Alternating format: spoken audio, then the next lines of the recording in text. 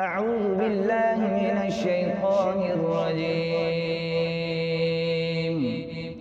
بسم الله الرحمن الرحيم.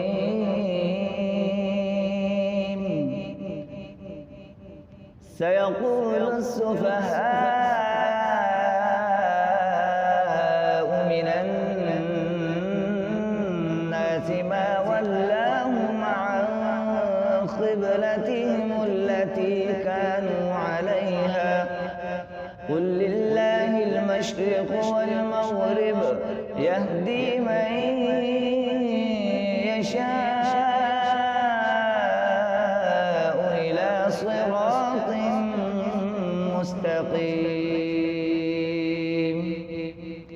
وكذلك جعلناكم أمة وسطا لتكونوا شهداء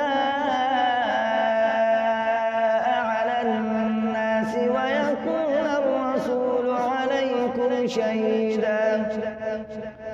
وما جعلنا القبلة التي كنت عليها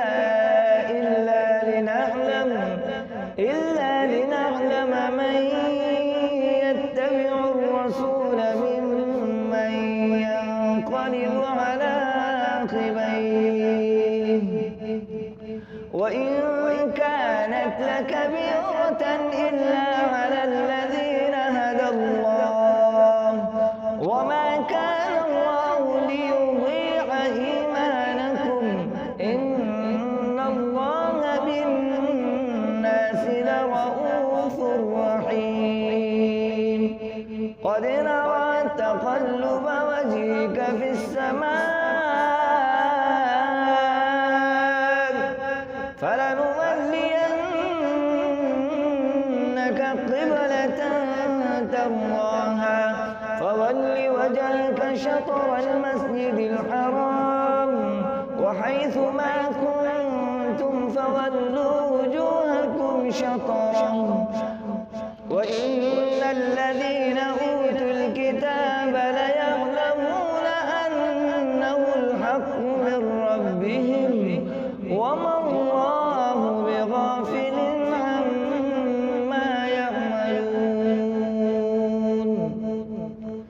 ولئن أتيت الذين أوتوا الكتاب بكل آية ما تبعوا قبلتك وما أنت بتابع قبلتهم وما بعضهم بتابع قبلة بعض.